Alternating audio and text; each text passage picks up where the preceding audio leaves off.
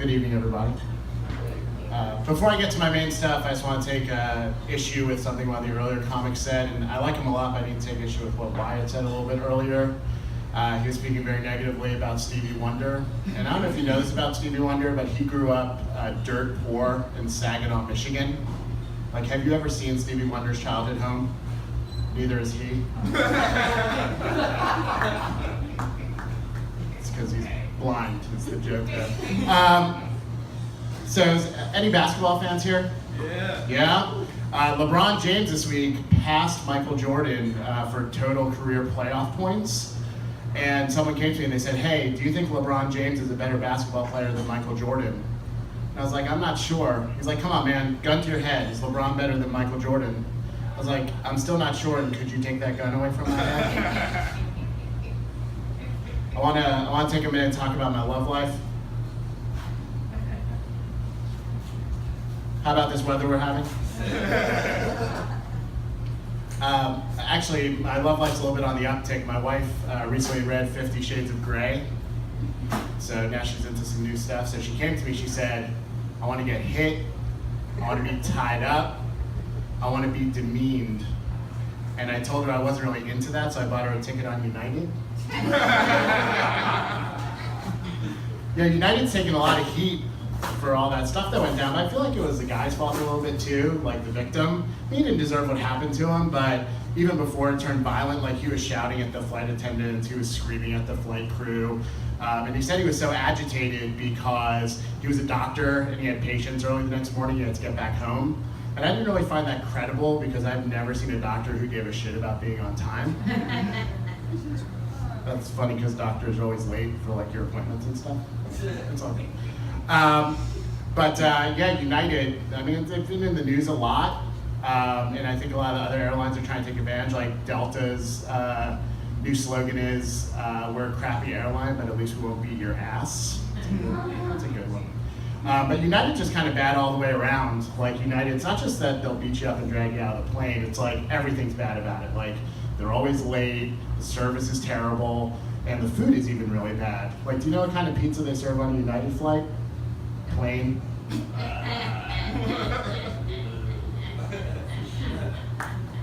Wait for it. It'll come around. It's all right though. It's not totally plain because they do serve it with some, like a side of crushed red pepper flakes, a little bit of Asiago cheese, and just a sprinkling of customers' tears. Really brings out the mozzarella. Sadly, it's only available carryout. A friend of mine at work gave me that carryout thing. I added that from yesterday, so thank you to Rich. He's not here, but thank you for that. I forgot where I was going now. Give me a second. I said, I'm going to do this without notes tonight. I'm going to come up here with no notes and crush it. And thank you. But clearly that was a very bad idea. Okay, I know where I'm going now. Someone asked me if Africa by Toto is a country song, and I said no, it's a continent song. That song really helped me out though, because I was recently on a job interview, and they say like a best practice when you're in a job interview is that you should try and agree with everything the interviewer says. So if the interviewer says, oh, I'm a really big football fan, you should be like, oh, me too, I really love football. Like, oh, I love the Redskins. Like, me too, oh my gosh, Skins, go all the way this year. So I was interviewing with this guy, and he's like, hey, I spent most of my formative years on the African savannah. And I was like, I travel to Africa all the time. It's my favorite vacation spot. I've been there many times. He's like, oh my God, what did you do there? And at this moment, I realized I was caught in a horrible lie. I've never been to Africa ever, not even one time.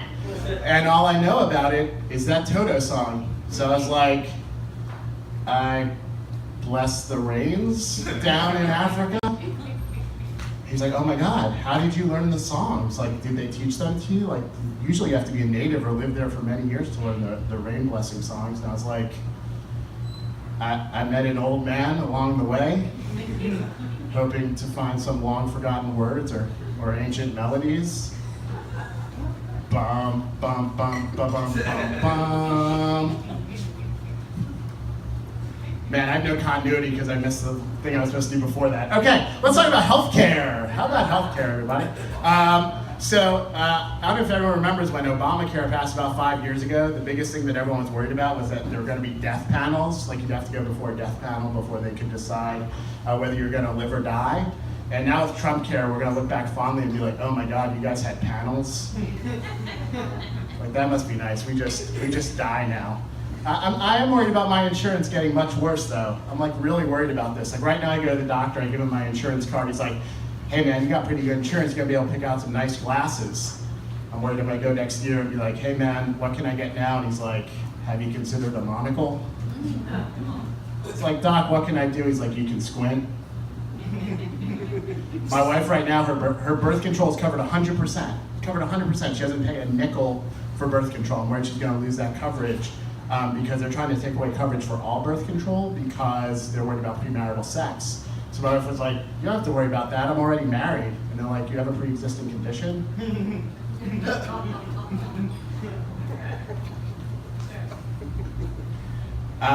Just a couple jokes to close because I just got the light and I apologize for the total lack of continuity in this set.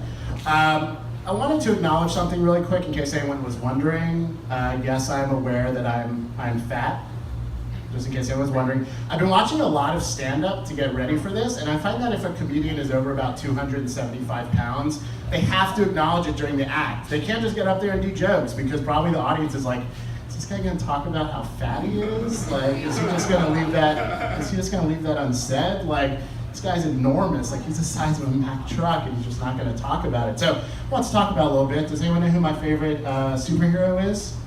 Yeah. The Incredible Hulk, because we both have a habit of ripping our pants.